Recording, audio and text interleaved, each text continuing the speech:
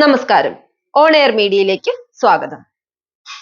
ചിങ്ങമാസത്തിലെ വെളുത്ത പക്ഷത്തിലെ ചതുർത്ഥി ദിവസത്തിൽ ആഘോഷിക്കപ്പെടുന്ന ഒരു ഉത്സവമാണ് വിനായക ചതുർത്ഥി അഥവാ ഗണേശ ചതുർത്ഥി.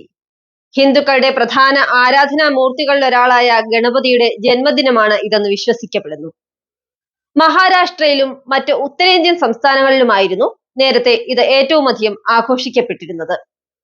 കേരളത്തിലും മഹാരാഷ്ട്രയിലേതുപോലെയുള്ള ആചാരങ്ങൾ പതുക്കെ പ്രചാരത്തിലാകുന്നുണ്ട്. തമിഴ്നാട്, കർണാടകം, ആന്ധ്രാപ്രദേശ് അതുപോലെ തന്നെ ഉത്തരേന്ത്യയിലെല്ലാം വലിയ ഉത്സവമാണ് ഇത്. ഗണപതി വിഗ്രഹങ്ങൾ പ്രത്യേക അനുഷ്ഠാനങ്ങളോടെ പ്രതിഷ്ഠിക്കുകയും പൂജിക്കുകയും ചെയ്യുന്നു. ഗണപതി പൂജയ്ക്കായി താമരയും കറുകപ്പുല്ലും വിശേഷ വിധികളോടെ ഉപയോഗിക്കുന്ന ഈ ദിവസത്തിൽ മോദകം എന്ന മധുരപലഹാരം പ്രത്യേക പൂജകളോടെ തയ്യാർ ചെയ്ത് ഗണപതിക്ക് മുൻപിൽ സമർപ്പിക്കുന്നു. മണ്ണുകൊണ്ട് നിർമ്മിച്ച ഗണേശ വിഗ്രഹങ്ങളാണ് സാധാരണ പൂജയ്ക്കിരുത്തുക. മറ്റു പ്രകൃതി സൗഹൃദ വസ്തുക്കളും ഇത്തരം വിഗ്രഹ നിർമ്മാണത്തിനായി ഉപയോഗിക്കുന്നുണ്ട്.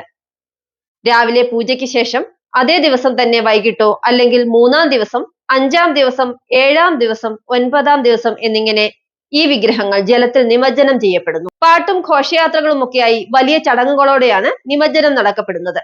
ഗണപതി വിഗ്രഹങ്ങൾ പുഴയിലോ കടലിലോ ഒഴുക്കുന്നതോടെ ആഘോഷങ്ങൾ സമാപിക്കുന്നു. വ്യത്യസ്ത മതങ്ങളിൽ വിശ്വസിക്കുന്ന നമ്മളെല്ലാവരും സഹോദരങ്ങളാണെന്നും എല്ലാവരും ദൈവത്തിലേക്ക് സഞ്ചരിക്കുന്ന തീർത്ഥാടകരാണെന്നും മതത്തെ മുൻനിർത്തി സംഘർഷം ഉണ്ടാക്കാൻ ശ്രമിക്കരുതെന്നും ഫ്രാൻസിസ് മാർപ്പാപ്പ. ഇന്തോനേഷ്യയുടെ തലസ്ഥാനമായ ജക്കാർത്തയിലുള്ള ഇസ്തിഖലൽ മോസ്കിനെയും സെന്റ് മേരി ഓഫ് അസംഷൻ കത്തീഡ്രലിനെയും ബന്ധിപ്പിക്കുന്ന ഭൂഗർഭ തുരങ്കമായ സൗഹൃദത്തിന്റെ തുരങ്കം സന്ദർശിച്ച ശേഷം സംസാരിക്കുകയായിരുന്നു മാർപ്പാപ്പ. ഓണം പ്രമാണിച്ച് സംസ്ഥാനത്തെ എല്ലാ സർക്കാർ ജീവനക്കാർക്കും അഡ്വാൻസായി 20,000 രൂപയും പാർട്ട് ടൈം കണ്ടിജന്റ് ഉൾപ്പെടെയുള്ള മറ്റു ജീവനക്കാർക്ക് 6,000 രൂപയും അനുവദിക്കും. സർക്കാർ ജീവനക്കാർക്കും അധ്യാപകർക്കും 4,000 രൂപ ബോണസും ബോണസിന് അർഹതയില്ലാത്തവർക്ക് പ്രത്യേക ഉത്സവ ബത്തിയായി 2,750 രൂപയും നൽകുമെന്ന് ധനകാര്യമന്ത്രി KN ബാലഗോപാൽ അറിയിച്ചു. നിലമ്പൂർ MLA PV അൻവർ ഉന്നയിച്ച ആരോപണങ്ങൾ ഗുരുതരമെന്ന് CPM സംസ്ഥാന സെക്രട്ടേറിയറ്റ് യോഗത്തിൽ വിലയിരുത്തലെന്ന് റിപ്പോർട്ടുകൾ. സെക്രട്ടേറിയറ്റ് യോഗത്തിൽ പങ്കെടുത്ത ഭൂരിഭാഗം അംഗങ്ങളും ഈ നിലപാട് ഉന്നയിച്ചുവെന്നും പരാതി പാർട്ടി അന്വേഷിക്കണമെന്ന ആവശ്യം ഉയർന്നിട്ടുണ്ടെന്നും റിപ്പോർട്ടുകളുണ്ട്.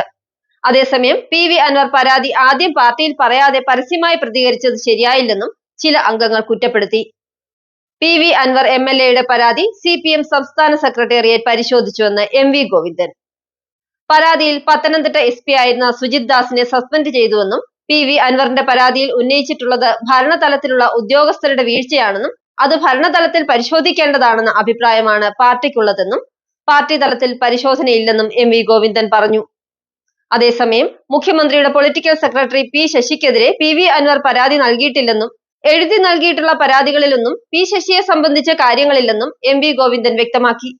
മുഖ്യമന്ത്രിക്ക് പരാതി നൽകിയാൽ അദ്ദേഹം അത് പൊളിറ്റിക്കൽ സെക്രട്ടറിക്ക് കൈമാറുമെന്നും പിന്നീട് ആ പരാതിയിൽ ഒരു ചുക്കും നടക്കില്ലെന്നും PV അൻവർ MLA. പാർട്ടി പ്രവർത്തകർക്ക് ഇത്തരത്തിൽ ഒരുപാട് അനുഭവമുണ്ടെന്നും അദ്ദേഹം പറഞ്ഞു.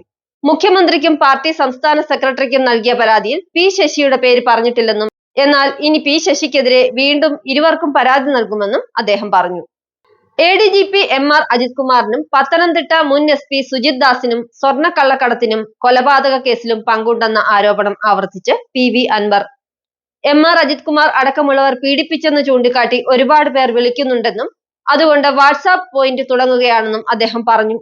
മുൻ SP സുജിത് ദാസിനും CI വിനോദിനും DYSP ബെന്നിക്കുമെതിരെയുള്ള പരാതി മുഖ്യമന്ത്രിക്കും DGPക്കും നൽകിയതായി പൊന്നാനിയിലെ വീട്ടമ്മ. ഇമെയിൽ വഴിയാണ് പരാതി നൽകിയതെന്നും പൊന്നാനി പോലീസ് സ്റ്റേഷനിൽ ഇന്ന് പരാതി നൽകുമെന്നും വീട്ടമ്മ വ്യക്തമാക്കി. മലപ്പുറം SP ആയിരിക്കെ സുജിത് ദാസും CI വിനോദും ബലാത്സംഗം ചെയ്തെന്നും DYSP ബെന്നി അപമര്യാദയായി പെരുമാറിയെന്നുമാണ് പരാതി. എന്നാൽ ആരോപണങ്ങൾ ഉദ്യോഗസ്ഥർ നിഷേധിച്ചിട്ടുണ്ട്. മലപ്പുറത്ത് പരാതിക്കാരിയെ പോലീസ് ഉദ്യോഗസ്ഥർ പീഡിപ്പിച്ചെന്ന ആരോപണത്തിൽ അസ്വാഭാവികതയെന്നും ഇത്തരം വാർത്തകൾ നൽകും മുമ്പ് പ്രാഥമിക അന്വേഷണം നടത്തുന്ന രീതി ഉണ്ടാകണമെന്നും പോലീസ് ഓഫീസേഴ്സ് അസോസിയേഷൻ. കുറ്റാരോപിതരായ പോലീസ് ഉദ്യോഗസ്ഥർക്ക് നിയമ നടപടികളുമായി മുന്നോട്ടു പോകുന്നതിന് എല്ലാ പിന്തുണയും തങ്ങൾ നൽകുമെന്നും പോലീസ് ഓഫീസേഴ്സ് അസോസിയേഷൻ വ്യക്തമാക്കി. ടെലിവിഷൻ വാർത്താ ചാനലുകളിൽ നടക്കുന്ന ചർച്ചകളിലേക്ക് പ്രതിനിധികളെ അയക്കേണ്ടതുണ്ടോ എന്ന കാര്യം പാർട്ടി ഗൗരവപൂർവ്വം ചർച്ച ചെയ്യുമെന്ന് CPM സംസ്ഥാന സെക്രട്ടറി MV ഗോവിന്ദൻ. അൻവർ വിഷയത്തിൽ എന്തുകൊണ്ടാണ് ചാനൽ ചർച്ചകളിലേക്ക് CPM പ്രതിനിധികളെ അയക്കാത്തത് എന്ന മാധ്യമപ്രവർത്തകരുടെ ചോദ്യത്തിന് മറുപടി പറയുകയായിരുന്നു MV ഗോവിന്ദൻ.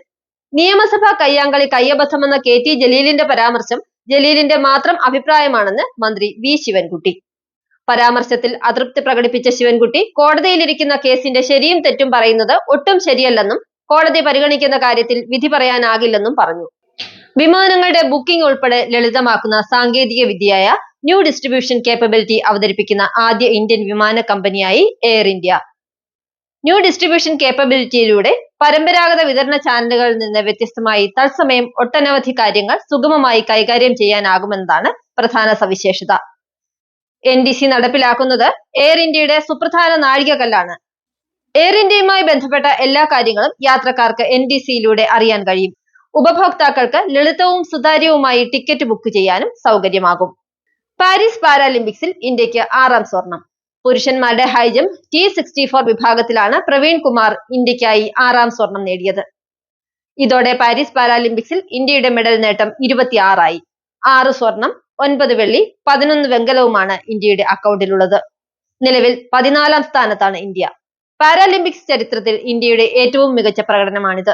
സ്ത്രീക്കും പുരുഷനും തുല്യ വേതനമെന്ന ഹേമ കമ്മിറ്റി റിപ്പോർട്ടിലെ ശുപാർശ ബാലിശമാണെന്നും വേതനം തീരുമാനിക്കുന്നത് നിർമ്മാതാവിന്റെ വിവേചനാധികാരമാണെന്നും പുരുഷന്മാരെക്കാൾ പ്രതിഫലം വാങ്ങുന്ന സ്ത്രീകൾ സിനിമയിലുണ്ടെന്നും കേരള ഫിലിം പ്രൊഡ്യൂസേഴ്സ് അസോസിയേഷൻ.